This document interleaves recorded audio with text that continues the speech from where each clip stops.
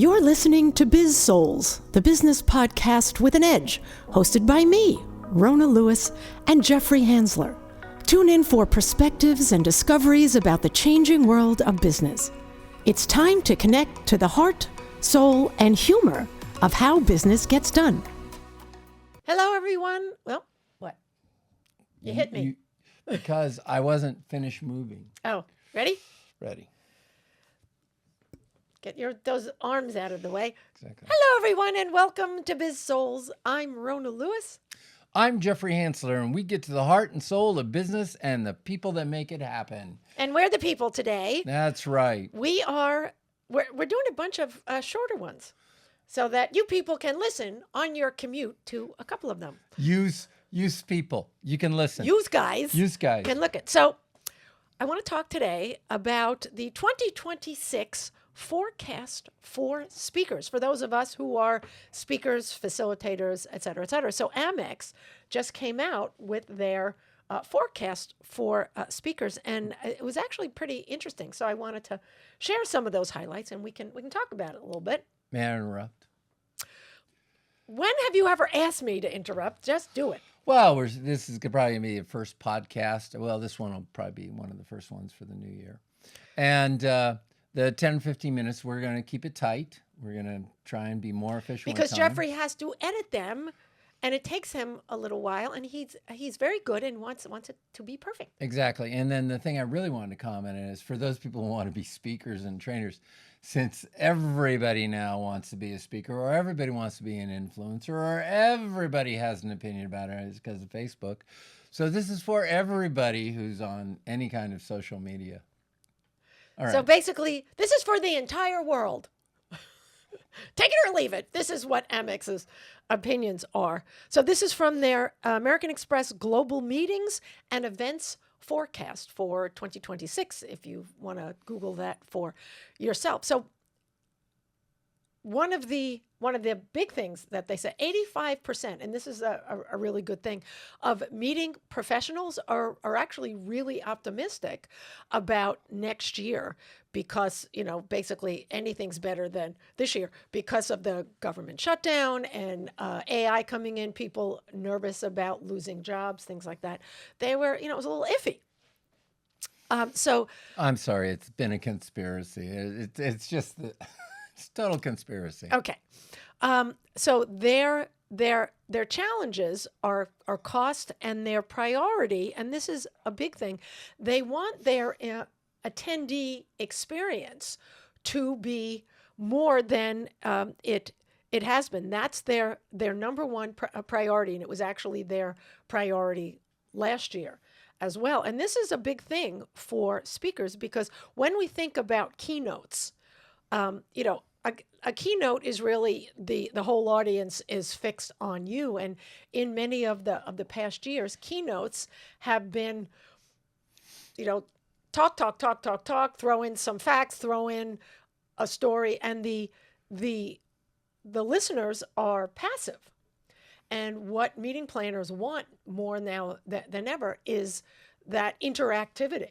So it's really more like a workshop, or how do I get people involved? And I've been doing this for a long time, getting them involved with play because people learn better when they're involved too. I have to apologize for my partner because she is way too young to have attended my keynotes because I've always been interactive on this stuff. I am too young. I've never seen you. And the definition of a keynote is just a common theme. So what you're talking about is you're talking about the concept that those people that get up that are still old school and just sit there and talk and speak. Yes. Yeah. Although we'll watch a comedy show for an hour with no problem whatsoever, Although there's a comedian, Matt, I can't remember his last name. He was a young guy. He comes in and he just talks to the audience, and he's so quick, and it's incredibly kind of like Jimmy Carr. Jimmy Carr. Sort of, yeah. Yeah, I like his stuff too. Matt Rife, R-I-F-E, I think his name is. Anyway, really funny. And yes, to that, there is that, and most speakers are not that funny. Well, no, they're not, and they you know, at National Speakers Association, it was hilarious. All these speakers that wanted to sing was like, oh my God, please Oh, stop singing. terrible. Yeah.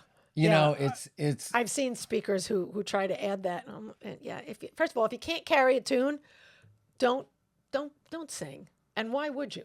well, because they say it's putting forth failure. They're exemplifying that you can be bad at something, still go ahead, because they're trying to get people to participate. You know, that's and then accept. Don't sing. Yeah. Just don't sing. No, I'm well. Unless well, you're a professional singer and it's part of what you're, if you're trying to make a point, yes, but sometimes it's just gratuitous, I think. Oh, a lot of times.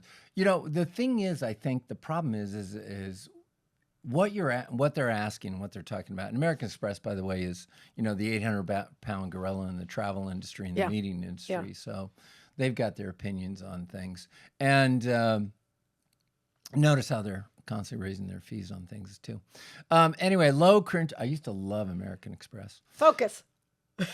Well, We digress. Well, what we're looking for is low cringe opportunities to engage people. And that is something you're really, really good at, Rona. And you just did a keynote where you had the whole crowd, involved in useful games. So that was good. Yeah.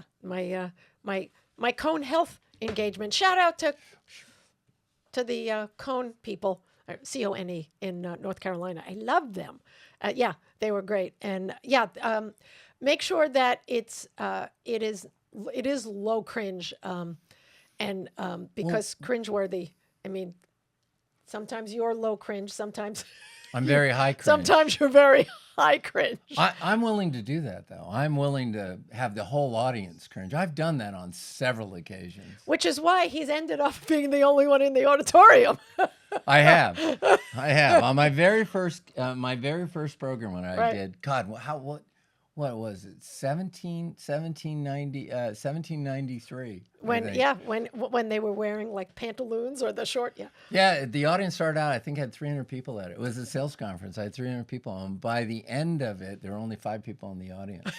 Well done. Talk about featuring failure. And one of the guys said he only stayed because he was. Next. No, he was Next on trying to stage. support me because he felt so bad for me. Aw. And I said, you don't have to stay. At which point he got up and left. Here's the thing, though. We talk about cringeworthy. I was telling them that what they were doing in sales was passe, out of sync, and it wasn't working. So that was their cringe because they were uncomfortable hearing it. Yeah, and so that's the thing with audiences, I mean, what's cringeworthy? It depends what the audience like. Can you imagine saying up, this global warming hoax thing that went on I for a couple disagree of with years? that, but okay.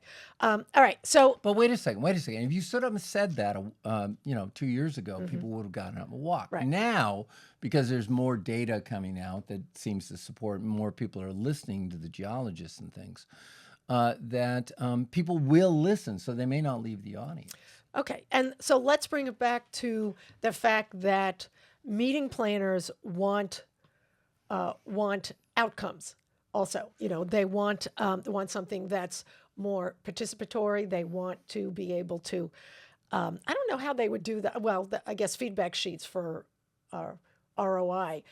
They want good testimonials, and I know I hate ROI. Talk about making me cringe, Rona. I know. Oh my God, you did that on purpose. I did. Just to get me back. I did, because we actually do not like the term ROI. But Well, I don't have a problem with ROI. It's just that ROI and innovation are the antithesis of each other. Absolutely. You can't have if you want to bring innovation to a company, you can't be worried immediately about the ROI. ROI can be down the line. No, it's the ROE, return on the experience. Yeah, well, return on the experience is good. Here's the thing, though, and I find this, and this is going on, and this is related to our next podcast, which is going on the role of AI and what's going on, is that meeting planners if they're worried about keeping their job, they're not going to take a chance. They're not going to take a risk. And so as a speaker, one of the things you want to do is build a reputation for delivering the results they want. That was my point. Yes, absolutely. And here's the only result they want. If the smile sheets afterwards say, I love the speaker, I had a great time, great learn, you're golden. You're in. You're in. So you can't tell them they suck at the job they do. No. No, it's, and yeah, so it's, to your point, get testimonials, get pictures, videos, copies of the feedback sheets, whatever you can, just to get to make sure that the meeting planners know who you are and how you deliver, and what's your end point. What will the audience walk away with? Which is why every time you apply for a speaker gig, they say, what are your people gonna, the attendees gonna walk out with?